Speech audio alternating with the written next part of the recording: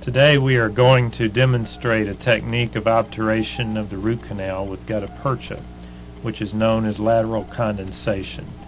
This is basically a form of cold compaction of gutta percha within the root canal system. Shown here are two plastic blocks with oval canals. The block at the top of the screen has not been instrumented, while the one at the bottom of the screen has been shaped previously to receive a gutta percha filling. The instrument which we use to obturate the canal and compact the gutta percha filling in lateral condensation is known as a spreader. Shown here are two spreaders. One of them on the left is slightly bent and should be straightened if possible, or discarded. These should never be heated. The spreader on the right is the D11T spreader, which is a very popular type of spreader for this technique. In teeth with larger canals, you might wish to use a thicker spreader, and in teeth with smaller canals, a thinner one. The shape of the canal dictates the selection of the spreader. Our goal is to be able for the spreader tip to reach within 1 to 2 millimeters of the apex. Students doing this technique for the first time should remember that the spreader is a single-ended instrument, while the endodontic explorer is a double-ended instrument. They are not meant to be interchangeable. Prior to obturating the canal, I always like to recapitulate with the master apical file, or the last size file used at working length, so that any dentinal debris can be removed from the apex. Remember to always keep the canal flooded with sodium hypochlorite when using files in the canal and irrigate frequently.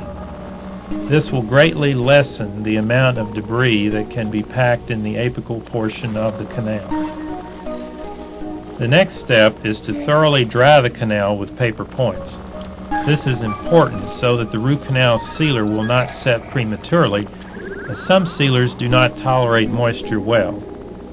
Paper points come in different sizes. Larger canals may require coarse size, while very small canals could require an extra fine size. This canal is obviously pretty large and may require several points to adequately dry it. Careful inspection of the paper point will inform you of whether moisture is still present in the canal, as it will buckle if touched on the tip if it is wet. Our next step is to select a master gutta percha cone based on the final apical size of the canal. The master cone should fit within a ½ millimeter of the working length and should contact the walls of the canal snugly in the apical 1 to 3 millimeters. It should resist movement beyond the apical dentinal matrix and have a slight resistance to removal called tugback. The point fit is done by trial and error. If the first point is too loose, a larger size is selected, or 1/2 to 1 millimeter increments can be trimmed from the tip with a sharp scalpel or scissors. Accessory cones in lateral condensation are chosen according to spreader size. They should mimic the size and taper of the spreader.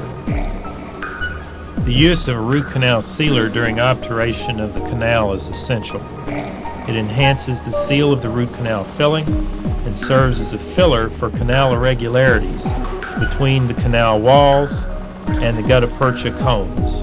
It serves as a lubricant also. This sealer, which we are using, is zinc oxide eugenol cement called Roth 811. It is often mixed too thinly. It should be thick enough to string up about 1.5 inches above the slab. This appears to be about right. Drag the sealer through the gutta percha through the sealer, and then we're going to insert it in the canal. And I like to give it a little pump.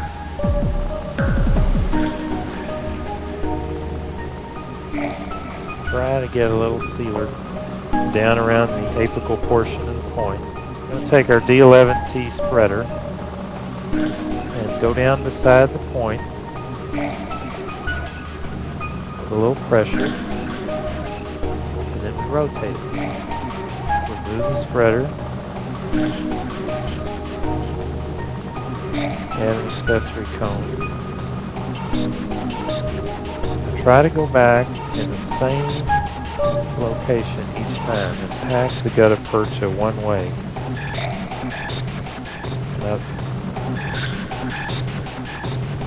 gently rotate it, trying not to steer the point.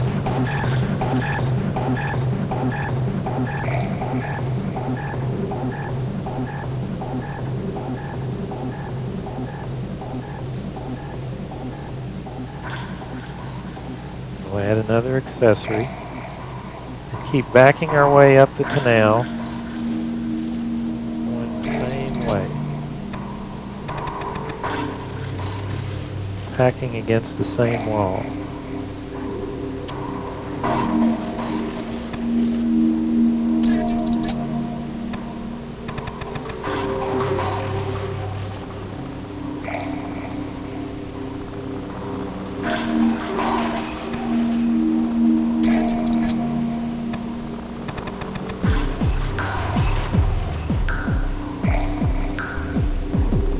Gradually you'll work your way up. Now this happens to be a very big canal, so we're going to wind up using a lot of accessory points.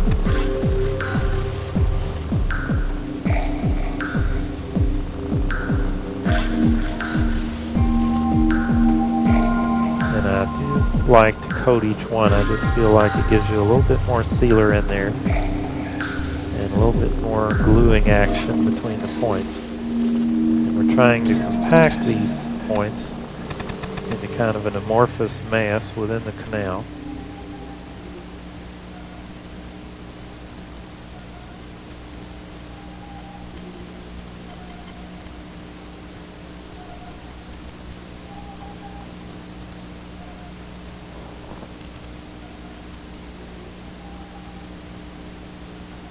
And this gentle pressure apically.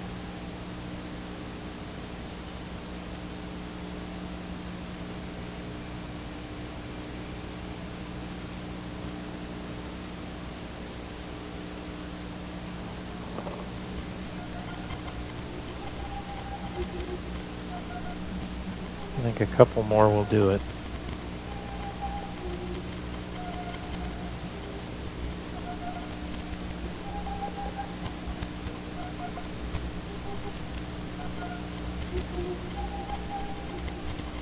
Roth 811, the cement that we're using, is a fairly slow setting cement. I have used tubeless seal in my practice, which is a much faster setting cement, or root canal sealer.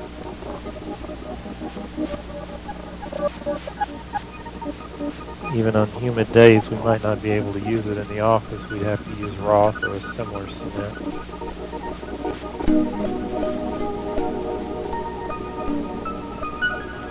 I think one more will do it here.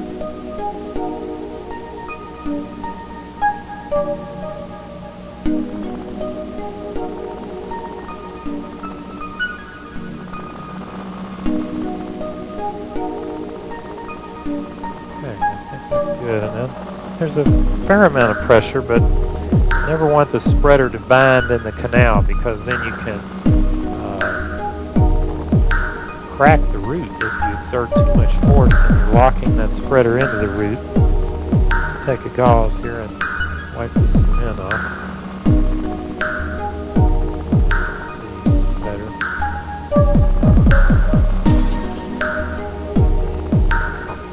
Into the root here, I think we've got a pretty good seal.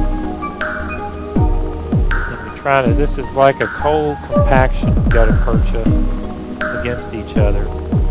And we're using the apical stop that we made, which theoretically in the root would be right at this level. There would be like a little stop in the dent from where our working length was, and that's like a matrix. And you're packing this gutta percha against the matrix.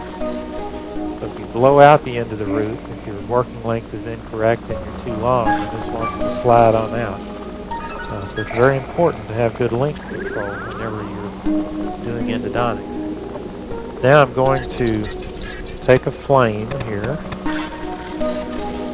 and we'll sear the gutta percha off.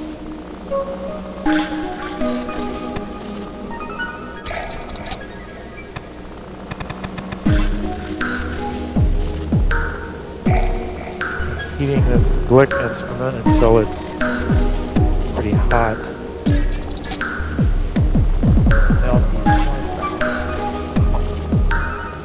There is an instrument called a touch and heat that you can do this, and works very well. Get it down clinically to about the level of the orifice of the canal. Then you take the other end of the Glick instrument, which in this case has been heated, and we will plug it the canal. And we'll try to pack it just a little more vertical pressure.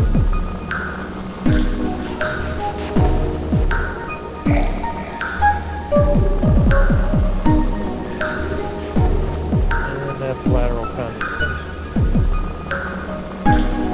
At this point, you could use a solvent to clean this cement out, and I do that sometimes, particularly in anterior teeth, although these cements are non-staining. The old root canal sealer cements had silver in them, and they would stain the tooth gray. So you just have to be careful and clean those out. They're excellent cements.